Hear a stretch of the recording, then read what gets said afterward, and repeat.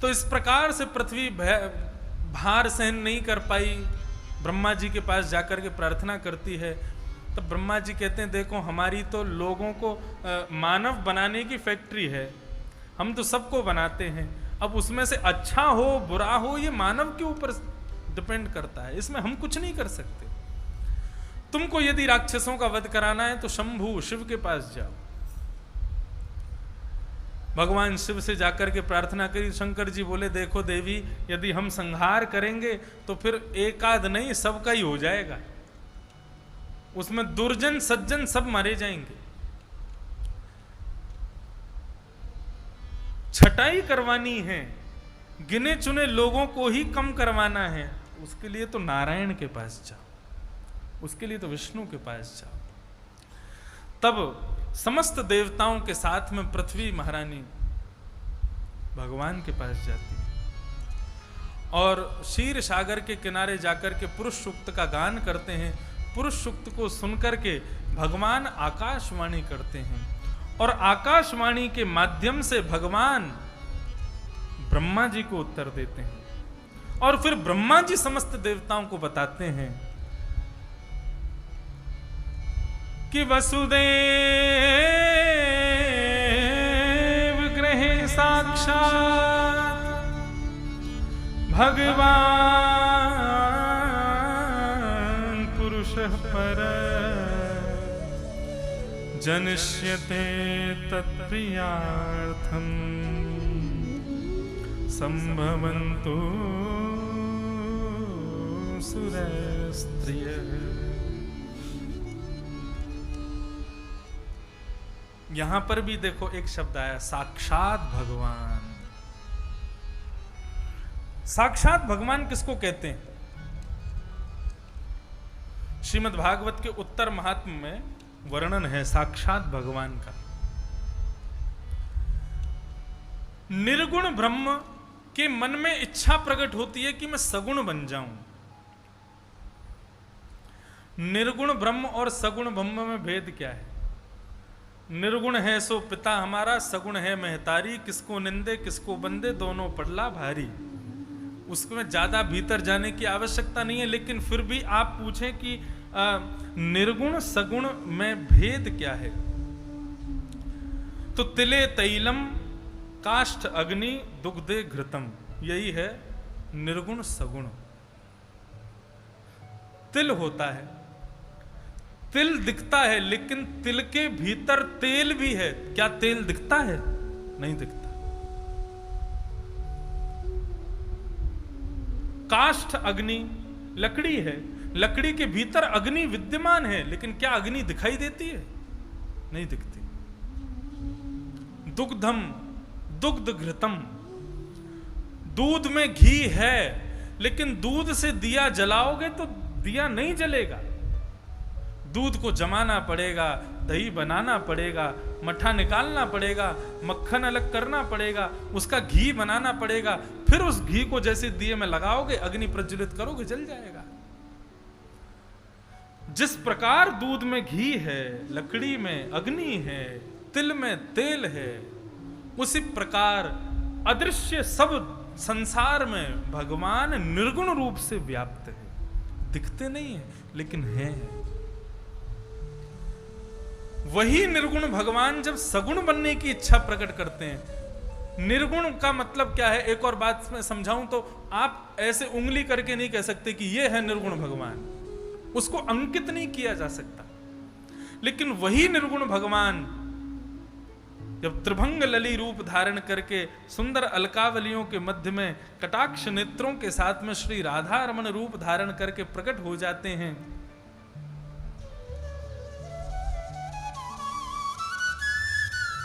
तब हम अंकित करके कह सकते हैं कि वो खड़े ब्रह्म, वो खड़े भगवान, वही निर्गुण सगुण रूप में खड़े हैं।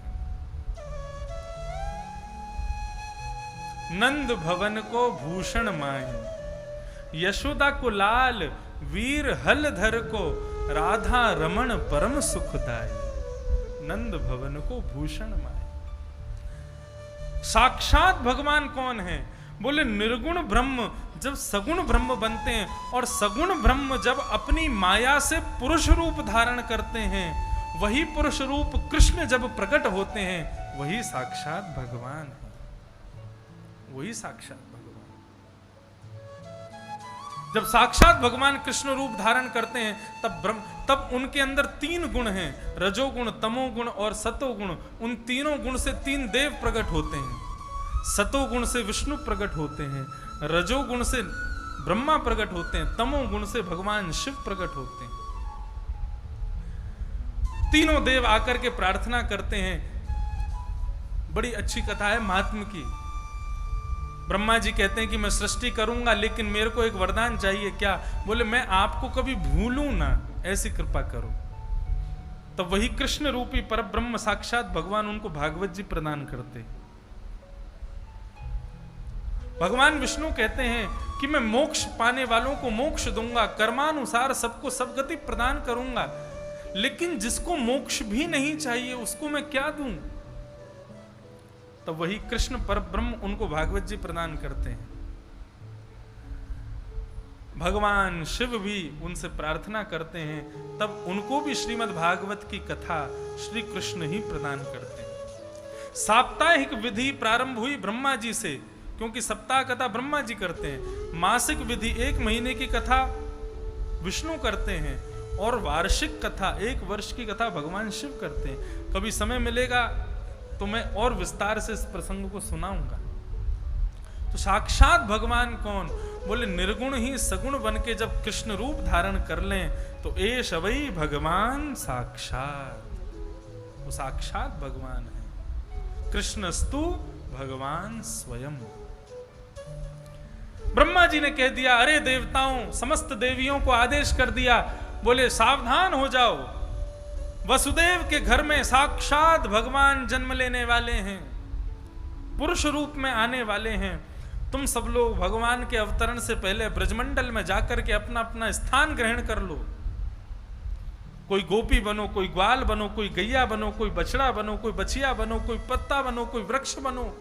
सब लोग जाकर के वैकुंठ, पूरे वैकुंठ को ब्रजमंडल में ले जाकर के विराजमान कर दो।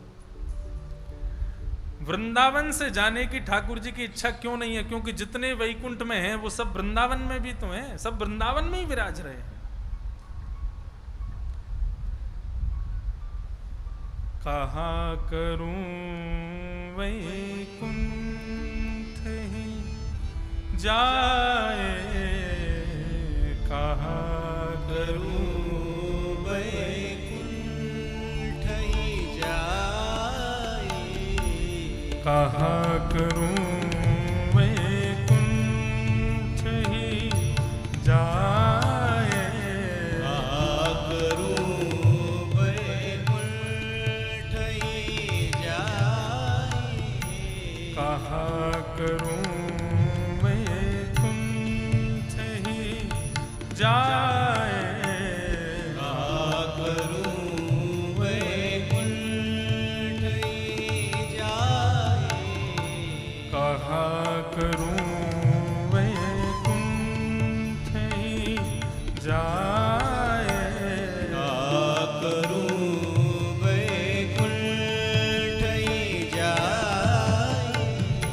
जहाँ नहीं नंद, जहाँ नहीं यशोदा, जहाँ नहीं नंद, जहाँ नहीं यशोदा, जहाँ नहीं नंद, जहाँ नहीं यशोदा, जहाँ नहीं नंद, जहाँ नहीं यशोदा, जहाँ नहीं गोकुल गाए, जहाँ नहीं गोकुल गाए, जहाँ नहीं गोकुल गोपी गाए, जहाँ नहीं गोकुल गोपी गाए, कहा करूं वैकुंठ ही जाए,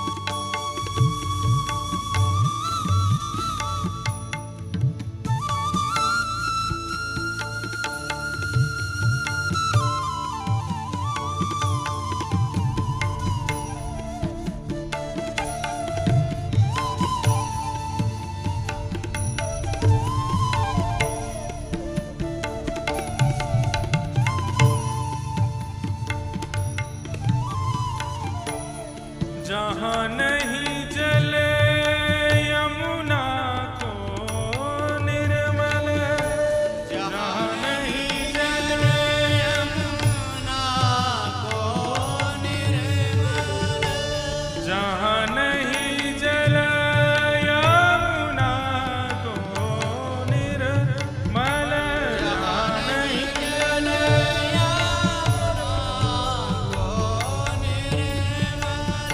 गिरि गोवर्धन नंद की गाय, गिरि गोवर्धन नंद की गाय, गिरि गोवर्धन नंद जो की गाय, गिरि गोवर्धन नंद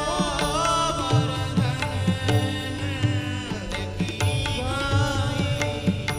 जहाँ नहीं ये कुंज लता द्रुम, जहाँ नहीं ये कुंज लता, मंद सुगंध बहत नहीं बाई, मंद सुगंध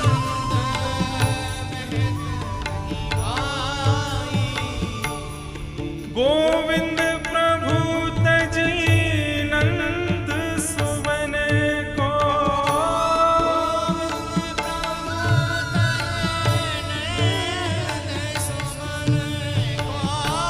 गोविंद प्रभु तजी नंद सुवन को,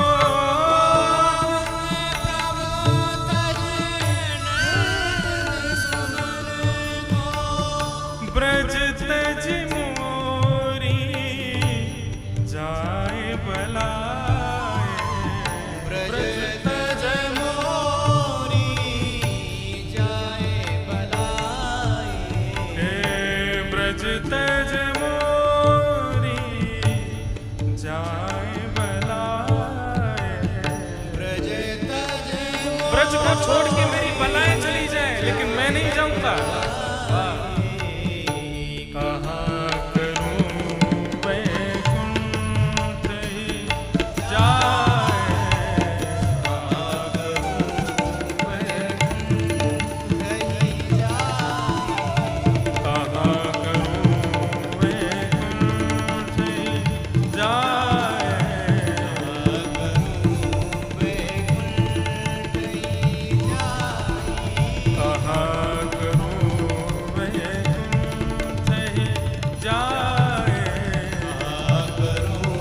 वैकुंठ ही जाए, जहाँ नहीं नंद, जहाँ नहीं यशोदा,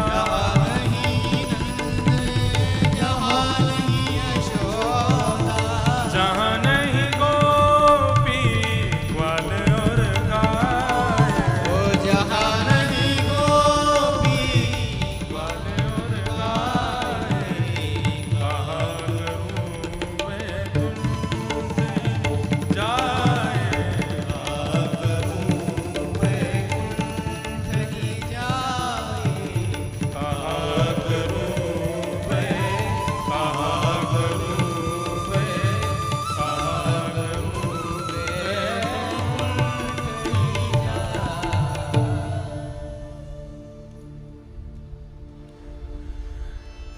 शायद इसीलिए समस्त देवी देवता इस ब्रजमंडल में ही आकर के निवास करने लगे, क्योंकि वे जानते थे कि एक समय आने पर ठाकुर जी यही कहने वाले हैं कि हम ब्रज छोड़ के नहीं जाएंगे, क्योंकि वैकुंठ में नंद बाबा नहीं है, वैकुंठ में यशोदा जी नहीं है, वैकुंठ में गोवर्धन नहीं है, वैकुंठ में यमुना नहीं है, वैकुंठ में ये सुंदर पवन सुगंध नहीं है, जहां नहीं ये कुंज लता द्रुम, जहां ये सुंदर सुंदर कुंज लताएं द्रुम नहीं है, मंद सुगंध बहत नहीं भाई, जहां पर ऐसी मंद सुगंध, बंधुओं वृंदावन की हवा साधारण नहीं है। भगवान शिव पार्वती जी को मुक्ति का व्याख्यान कर रहे थे कि मुक्ति किस किस को मिलती है। उस मुक्ति के व्याख्यान में पार्वती जी को उपदेश करते हुए भगवान शिव कहते हैं, एक स्थान ऐसा है पृथ्वी पर जो स्थान मानवों को 5 प्रकार से मुक्त करता है, मुक्ति मोक्ष दे देता है। तब नाम आया इस भू वृंदावन का। और वो 5 प्रकार कौन से हैं मुक्ति के? बोले पहला, जन्म, जन्म ब्रज में हो जाए और मृत्यु फिर कहीं भी हो। मतलब सबसे सहज और सबसे ज्यादा इजीएस्ट वे टू गो मुक्ति धाम वो ये है कि वृंदावन में जन्म ले लो।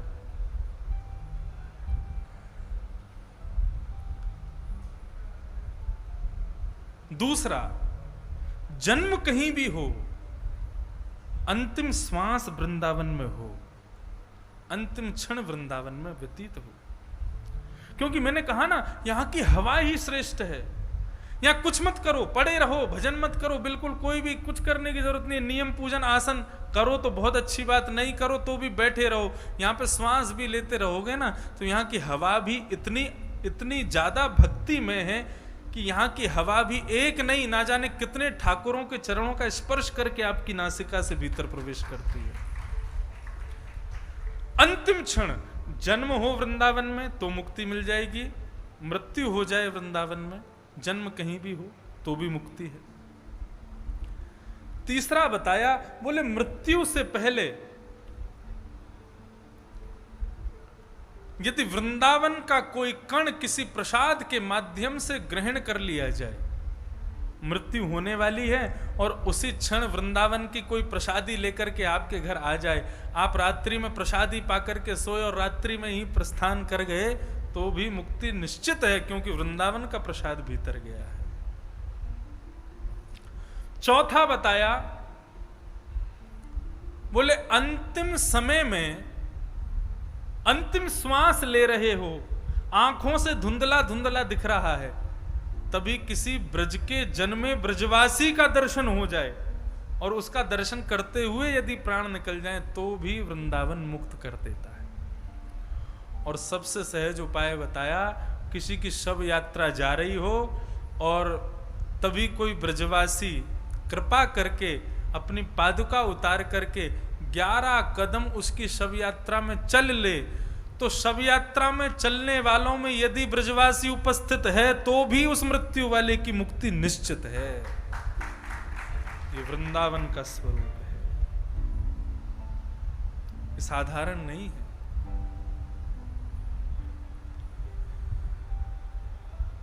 वृंदावन जब कृपा करता है तब मुक्ति नहीं मिलती, वृंदावन जब दया करता है तब मुक्ति मिलती है।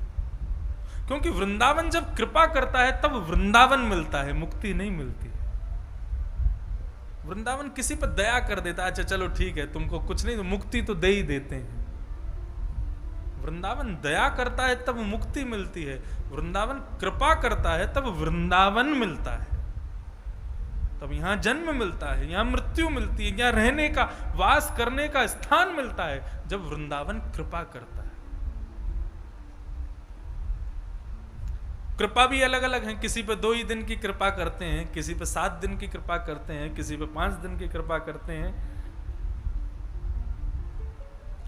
लेकिन जो जन्म से लेके अंत तक वृंदावन में ही रहते हैं, उनको साधारण मनुष्य नहीं समझना चाहिए। मैं पूज्य मलुक पीठ वाले महाराज जी कथा में सुन रहा था, वे कह रहे थे जो जीवन पर्यंत वृंदावन को ही दे देते हैं, जन्म से मृत्यु तक वृंदावन में ही रहते हैं, वो चलते फिरते वृंदावन ही हैं। वो स्वयं श्री राधारमन लाल के ही कोई स्वरूप माने। यत्र प्रविष्टो सकलोपि जंतु आनंद सच्चिद घनताम उपैति। परम पूजनीय श्री राघवाचार्य जी महाराज कल इसी श्लोक का गान कर रहे थे कि इस वृंदावन की सीमा में प्रवेश करते ही एक छोटा सा कीड़ा भी सच्चिदानंद भगवान का स्वरूप है।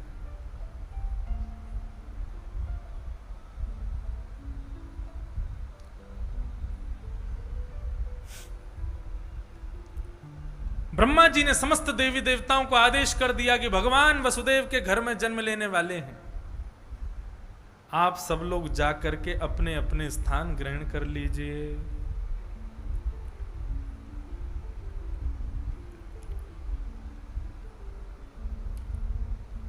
इस प्रकार सब लीलाएं चल रही थीं। सूरसेन मंडल के राजा हैं राजा सूरसेन, और सूरसेन राजा के पुत्र का नाम है वसुदेव। मथुरा मंडल के राजा हैं उग्रसेन, उग्रसेन के बेटा हैं कंस, और उग्रसेन के